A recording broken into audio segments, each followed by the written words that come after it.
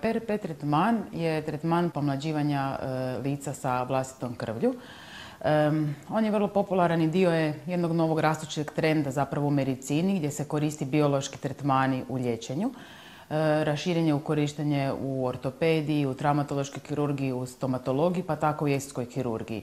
Njegova velika prednost i razlika u odnosu na druge tretmane povlađivanja je to što se zapravo ne unosi nikakav strani materijal u organizam. Znači, kod botoksa koristimo botulinum toksin, kod filera koristimo strano tijelo koje unosimo u organizam. Kod PRP-a mi koristimo krv koju vadimo pacijentu, nakon toga ih centrifugiramo, odvajamo stanične elemente koji nam ne trebaju i one koje nam trebaju skupa sa plazmom. Znači, plazma je ta bogata trombocitima i faktorima rasta, ubrizgava se u lice, vrat, šake, dekolte bolesnika gdje god on to želi. Isto tako se može tretirati i vlasište i znači moramo malo pričekati duže rezultate nego što ćemo to kod botoksa ili kod filera, ali smo koristili isključivo jedan prirodni način regeneracije kože. Dobar kandidat za PRP tretman je svaki bolesnik koji si želi poboljšati tonus i izgled kože. U slučaju da želi poboljšati ili smanjiti ožiljke od akni, drugu vrstu ožiljaka na licu, smanjiti prorijeđenost kose, odnosno poboljšati njezinu gustoću, smanjiti znakove starenja na rukama ili znakove starenja na vratu. S njime se također mogu malo smanjiti i bore, te se popuniti nazolabijalne bore, općenito dobiti bolji tonus i izgled kože. No međutim, to se ne preporuča svakako prvenstveno trudnicama, bolesnicima koji primaju neku sistemsku terapiju u smislu neke imunosupresivne terapije, kod bolesnika sa autoimunom bolešću ili sa bolestima krvotvornih organa. Također ne bi nikako to preporučila bolesnicima koji žele nekakav efekt dobiti isti trenutak. Znači, onaj odmah efekt dobivate sa botoksom ili sa filerima.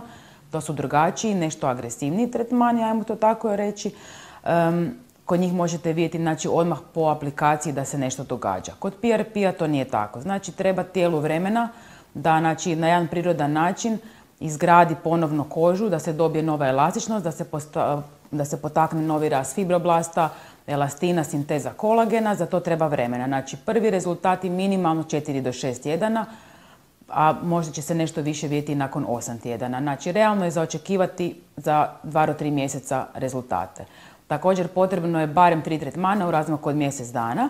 Nakon toga se dolaze nekakve kontrole svakih 6 mjeseci i po potrebi se nadopunjuju onda tretmani. Prvo se čisti lice, potom se aplicira lokalna krema za smanjenje bolova i pričeka se jedno 15 minuta. Za to vrijeme se izvadi krv.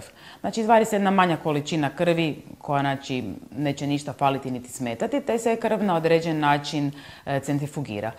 To traje po prilici nekakvih 5 minuta.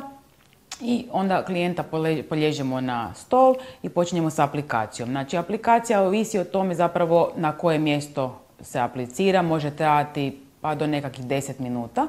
Nakon toga se područje koje se tretiralo zamota u foliju, te se pričeka još dodatnih 10 do 15 minuta kako bi se područje zagrijalo i nakon toga je klijent gotov. Neposredno nakon tretmana klijentovo lice je crveno, može biti malo sukrvice po licu, no međutim to se u pravilu u roku 24 sata potpuno povuče. Kako ga mi najčešće apliciramo u popodnevnim satima, klijenti mogu sljedeći dan ići normalno na posao, eventualno sa malo prikriti crvenilo sa mineralnim puderom. Za 2 dana nakon aplikacije se uopće ni ne vidi da ste bili na nekakvom zahvatu.